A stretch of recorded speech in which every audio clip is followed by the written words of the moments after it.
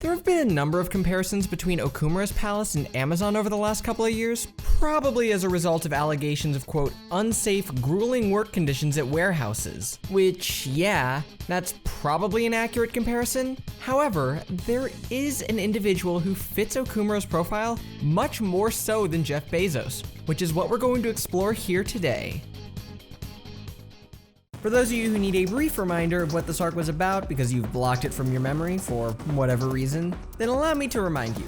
Kunikazu Okumura is the CEO of Okumura Foods, the company that owns the restaurant Big Bang Burger. The company winds up being mired with scandals due to their rather excessive work hours and lackluster safety conditions according to reports. However, none of this seems to faze Okumura. He gets onto the Phantom Thieves' radar during the height of their popularity when he climbs to the top of the request boards on the fan site. While initially reluctant to target Okumura, the Phantom Thieves eventually get on board with taking him down after they meet his daughter Haru and agree to change his heart in order to help her escape an arranged marriage with this abusive asshole. In his palace, we see his neglect for workers on full display, where they appear as robots within his cognition. Not only that, they are also shown breaking down and being transformed into fuel at points throughout the palace, indicating to us that he views his workers not as people, but as disposable drones who are to be discarded when they outlive their usefulness. We also learn throughout the arc that Okumura is not just a ruthless businessman, but also has political aspirations and plans to ascend to the world of politics. Regardless, I shall soon set sail into the political realm, to the upper echelons of the world, to Utopia. My name shall be etched in the annals of history.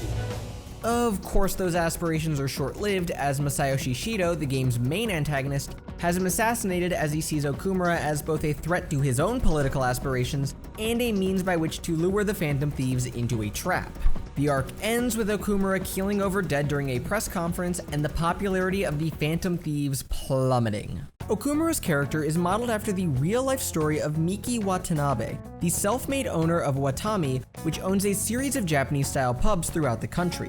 Just like with Okumura, his company was mired with scandals, being known as a black kijio or black company, a term used in Japan to refer to companies with strenuous work conditions. According to author Ryu Nita, the general image of a black kijio is an employer with a low-wage structure, long working hours, power harassment of employees, and so on. But to me, the term means companies in which the owner has no desire to reward workers and which engages in illegal practices with premeditation. As one might expect with a reputation like that, Watami was voted as the worst place to work in Japan in 2012 and 2013. These conditions led to legal action against the company on February 14, 2012, when the Kanagawa Prefecture Labor Standards Office classified the 2008 suicide of 26-year-old employee Mina Mori, who had only been working at the company for 2 months, an instance of karaoshi, which translates to death from overwork.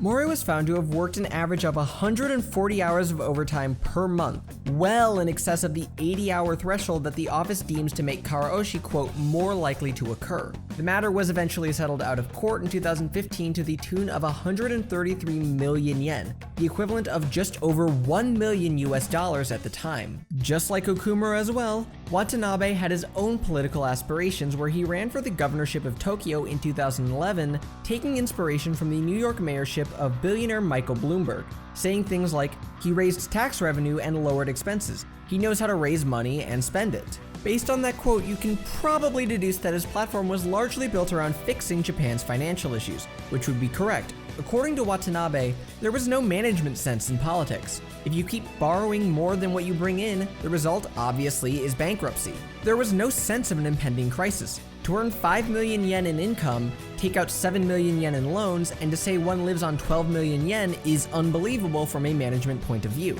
It's impossible, and that's the kind of approach politics has taken up to this point.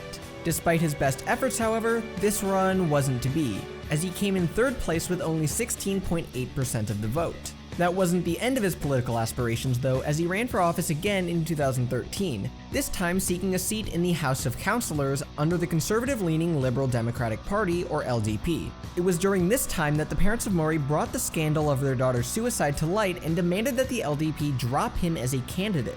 Watanabe responded through his secretary saying he had no intention of withdrawing from the election. That wasn't the end of it, as during the same month, a 73-year-old woman drowned in the bath at a Watami-operated assisted living facility in Osaka, the second such instance to occur for the company in 2 years. And somehow, despite all of that, Watanabe managed to win the election and get a seat in the House of Councilors. So unlike Okumura, this guy managed to actually get into office. You know, it's wild the kind of things that you can get away with and still get elected. I mean, the game kind of implied that too with Okumura. Shido wouldn't have decided to take out a guy like that if he wasn't a viable candidate who could rival him. It's very likely that Okumura would have gotten into office had he not been taken out by Akechi. But anyways, I hope you all enjoyed this video. It's a bit of a different video, but I thought it would be a little fun to explore how this game that I love so much draws inspiration from real life events and people. If you would like to see more videos like this one, make sure you hit that like button and subscribe so you don't miss when that happens. If there are any characters that you'd like to know about specifically, be sure to let me know in the comments down below. But until next time guys, peace!